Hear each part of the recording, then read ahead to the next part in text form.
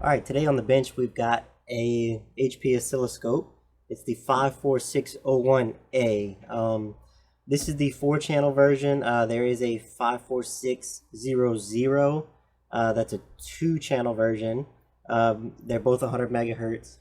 These are not ancient scopes. I think this is somewhere around 91-ish maybe. So not extremely old, but not newer either. But they have a very common problem with these scopes that we're gonna go ahead and fix. This is not gonna be a lot of troubleshooting. This is just gonna be more of I didn't see any videos on how to fix this problem, but there's a lot of forums out there that tell you what to do. As you can see, if you look at the screen, we've got a fair decent sized screen here, but we're very narrow vertically. Now that issue is, like I said, very common, and it happens whenever there's a couple of electrolytics on the vertical stage board that will actually go bad, and it won't let the display go to the full height. Pretty simple fix, but I've already looked at the inside of this scope, and there's a few little tricks I think that'll kind of help us to make this a little bit easier to do. And we're also not just going to replace those 2 capacitors. We're going to replace we're going to recap the entire vertical stage, and there's a few caps on what I guess is kind of the CRT power board. I'm not really positive, that we're going to go ahead and replace too. So let's go ahead and get this thing apart. Alright, let's go ahead and turn it off, and we'll pull the cover off and see what we've got. Alright, first thing we'll do is pull off the RS-232 interface.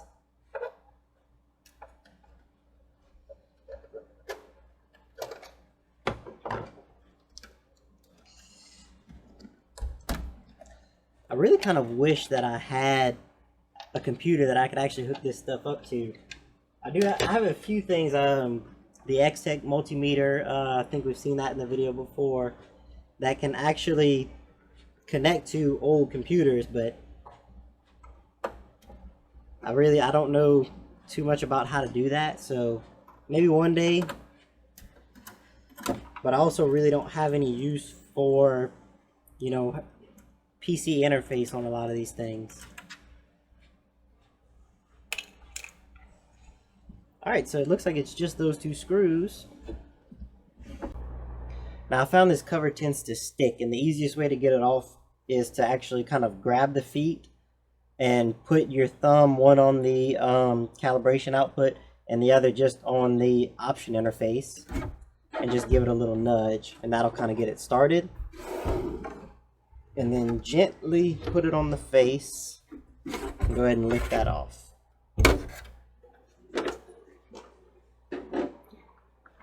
And we're in. Okay, so here's where doing your homework can really pay off.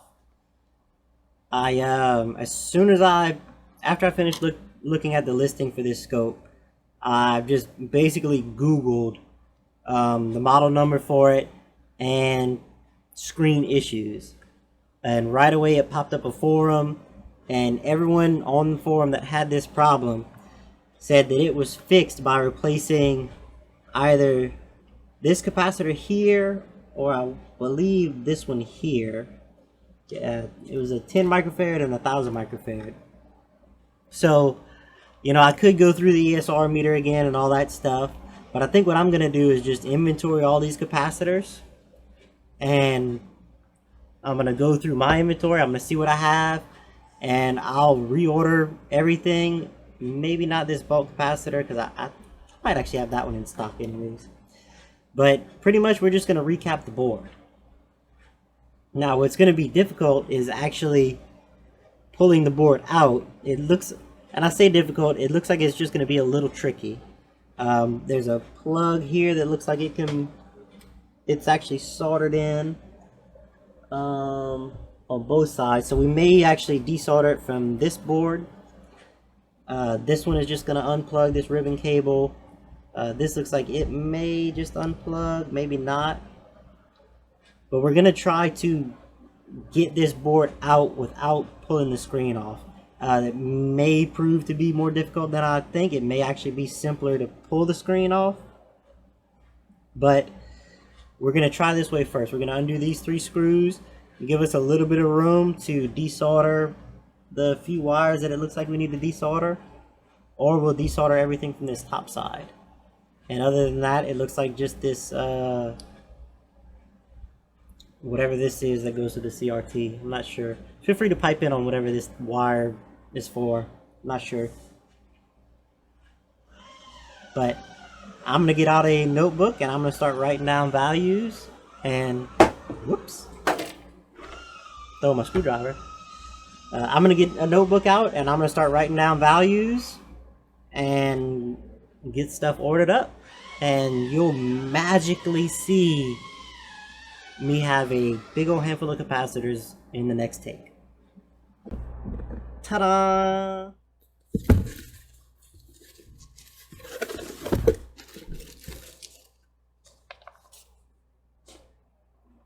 By the way, I will be putting, I think in the video, maybe somewhere in like this area or something like that, you'll see there'll be a couple of lists. One of them is going to be the original capacitor list, and in fact they're right here. This is the original capacitor list, and I will also be putting up the updated list. These are the capacitors that I'm going to use, and this is just a BOM that if you go to order the capacitors that I ordered, this is just the type and the quantity, just to make it a little bit easier for you. Now I did go through DigiKey for mine, and it was ended up being right about 15-16 bucks for just enough capacitors to do the recap. Now when I do order capacitors, you can see that there's a bunch of them here. I go through and I order a lot of extras just to help me build up my stock, you know, so that if I ever get another project that I might need 1 or 2 little oddballs here, I'll have them. Alright, so I've got the scope on its side here, with the screen is over to my left here. That's what this warning is. And this down here is our vertical stage board. Can you see it well enough? There we go. This is our vertical stage board. This is what I'm calling the CRT driver.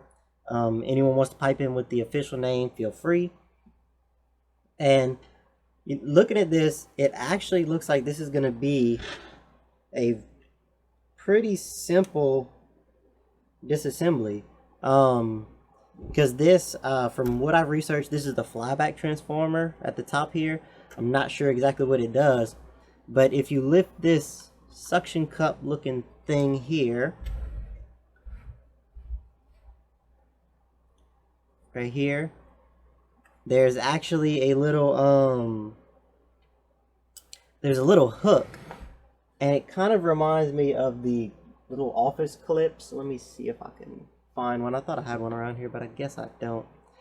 But anyways, it's kind of 2 little fingers that almost cross like this. And what we'll do is we can pinch them together and make them snug up, and they'll come out of this hole right here. And then that'll disconnect that.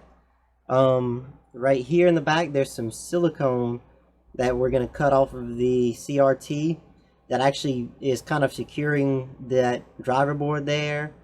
We've got a connector, a little 4-pin connector here, and then a little single pin connector here, and then of course this ribbon cable. And that looks like that's all that holds these 2 boards in. So after that, there's just 3 screws, and it looks like it'll just kind of tip up and slide on out, and that'll make this job way easier. Alright, so here's that connection for that flyback transformer. You can see, I hope, what I'm talking about. And all I did was I took my slim little needle nose pliers, and I just reached in there. I lifted up this little cup, and I reached in there and I just squeezed them shut, and then a little kind of shimmy maneuver and it comes right on out of that CRT. Alright, I think here the best thing to maybe do is to actually try to take and maybe actually cut that with an X-Acto knife. Maybe we can reach in there real gentle and put ourselves a little slit in it. There's a big power resistor right in the way, but I think I can get right around that.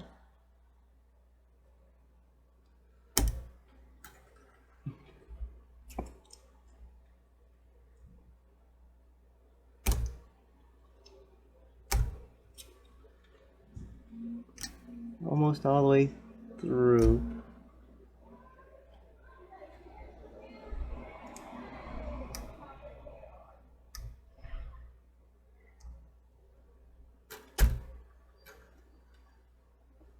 Okay, so now we'll just really carefully kind of wiggle back and forth until we get this off of there. Okay, so let's go ahead and look at this header connection here and see if there's anything particular holding that on. Just pops right off. This one also looks like it should just pop off. I don't see any type of securing on that. Sorry about moving the camera around.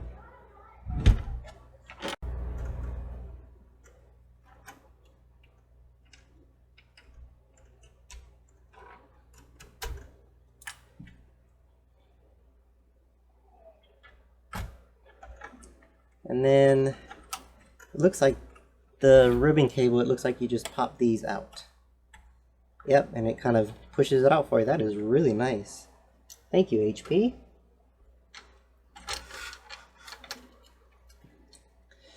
Let's attack those 3 screws. Might be best if we pulled this ribbon cable off too, but it looks like it'll let us go. Oh yeah, not overly tight.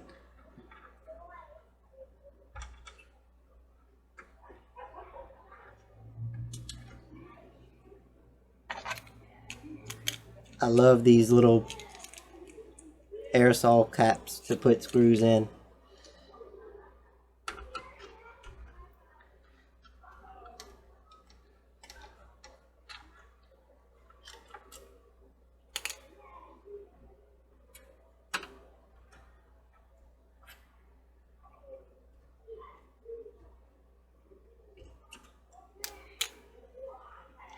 Alright, so we've got the 3 screws out. Let's see. Perfect. This entire assembly just comes right on out. That is going to make this so much simpler. Alright, let's get this scope off the bench. I think I'm going to probably pull my 3rd hand out to make desoldering and resoldering this a little bit easier. Alright, so we've got the PCBs, both the 2 boards out of the machine and mounted to my PCB vise. And we can see pretty clearly all of the capacitors. Now these are the 2 that are actually troublesome. And it's really tempting for me to just change these 2 and put it back in the board and see if that actually fixes the problem. But we're going to go ahead and recap the whole board. I'm going to recap the whole board no matter what. I was just thinking just to see, you know, if you could get away with changing just these 2 capacitors. But I think you would. But honestly, I mean, for 20 bucks in capacitors, it's just so much easier to have it out, recap the entire board, and know that you're good to go for a long, long time.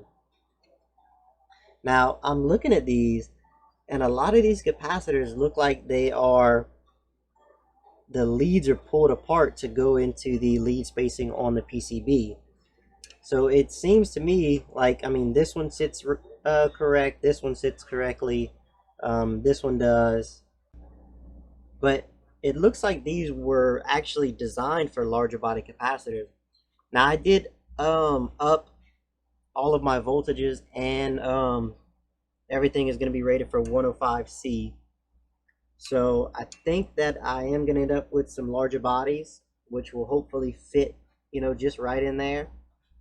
So in the end, I think we'll get a PCB that the designer really had in mind, at least a little more so.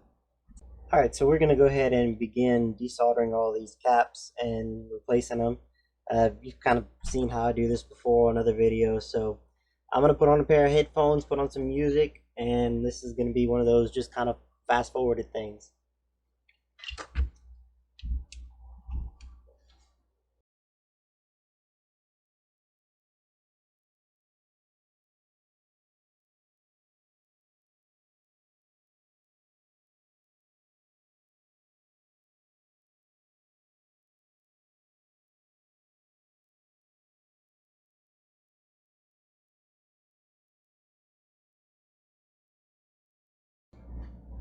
Okay, so real quick, this is the one of those capacitors that we said we knew was going to give us trouble.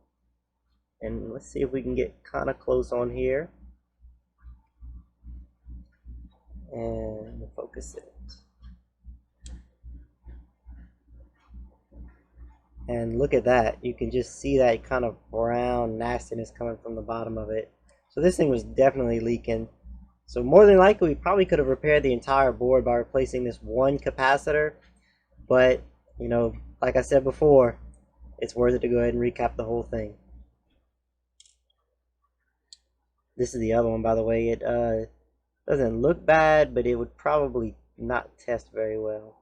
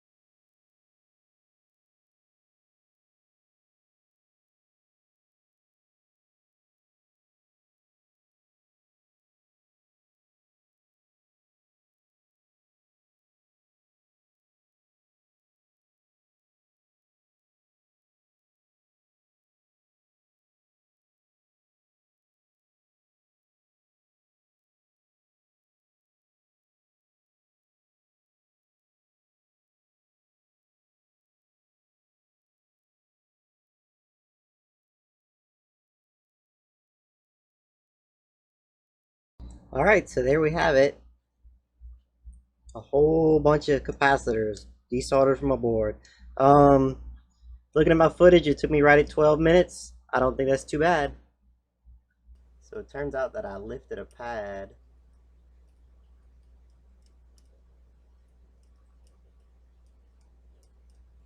whenever I was desoldering, apparently, which is really odd considering that I don't see any part of it on the cap. So we're having some fun just stripping this PCB trace and getting ready to solder it down. Stuff like this is gonna happen. No need to panic or freak out or anything. It's pretty simple to fix, and in the long run it'll all be okay. Alright, catastrophe 1 averted. Let's hope the rest of this gets boring.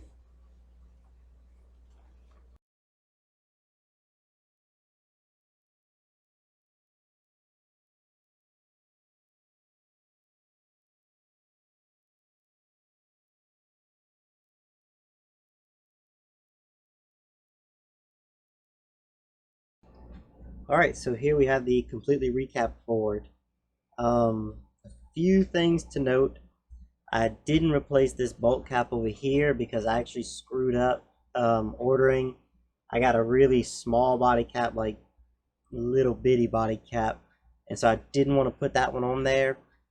I did check ESR and capacitance on this. They both checked out really well.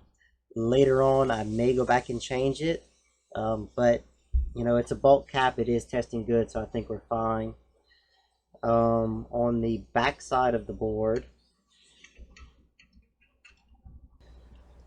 Alright, so I figured I'd give you a little close-up view of how I repaired this trace. The entire pad ended up going, but I did have copper from here and on, so I mean it was really close. But with the width of this trace being so narrow, this is a this screwdriver is like 2 millimeters wide, and you can see that it's about half that. So with it being so small, I didn't want to just try to, you know, add a little bridge right here. I wanted something that would be a little bit more stable. So I stripped the solder mask back, and this is actually a lead from another capacitor, a really small one. And I soldered it down, and then I bent it, and then I actually wrapped it around this lead of this capacitor and soldered the whole thing in. So I feel really good with that. I think it's fine. On this side, which is the which is the ground plane side, I did lose the pad, but the trace actually came right up to it. So I really only lost half the pad. So I did just kind of solder bridge this right here. If it does end up giving me trouble, what I'll do is I'll strip down this part, and then I'll actually bend another little piece of lead around this one and solder it down to the flat. But I think this is fine. It should work. That was the only real trouble that I had in resoldering these. I'm not sure why this capacitor was the only one that actually tore the trace up. Even the one that was actually, we could see the leakage on it, desoldered and resoldered just fine. But I think this repair will be good. We'll get it back in the scope and see what happens. Now I will actually be ordering or finding the silicone for the CRT. In fact, let's go ahead and clean that up real quick. Well, for the CRT and the other capacitors, just give it a little bit of a vibration immunity, I guess you'd call it, just to help kind of secure everything so it doesn't shake loose. I'm actually gonna get, it's called GE Silicone 2, and I ordered the clear, but it comes in clear and white. You can do whatever one floats your boat. Obviously, they prefer white for HP, but whatever. I've actually really enjoyed this repair so far. It's been pretty simple, and we'll see how simple it is whenever we actually try to turn this thing on. Alright, let's just double check and see. I know the connection goes this way, but I just want to see for anybody else's sake on whether or not it's you can plug it in backwards. And it doesn't look like it. It doesn't seem like it really wants to go at all. Oh, nope. So no worries on this connection. It is pretty bulletproof.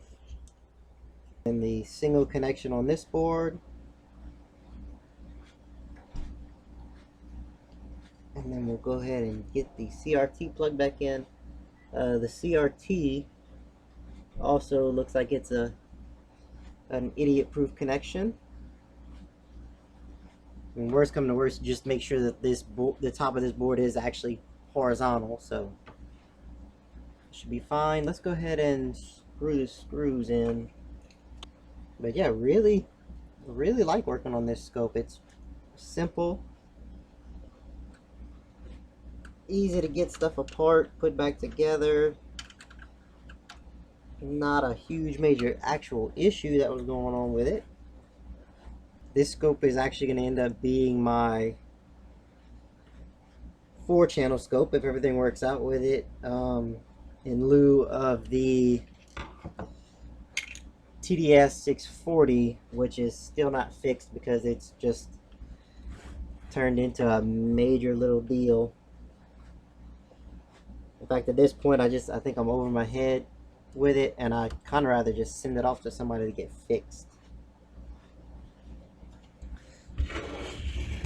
Okay, so I think we'll just put the scope on its side for now and make sure that we can see the screen really well. and get it plugged in. Okay, here we go. By the way, you are seeing this with me. I haven't turned this on yet.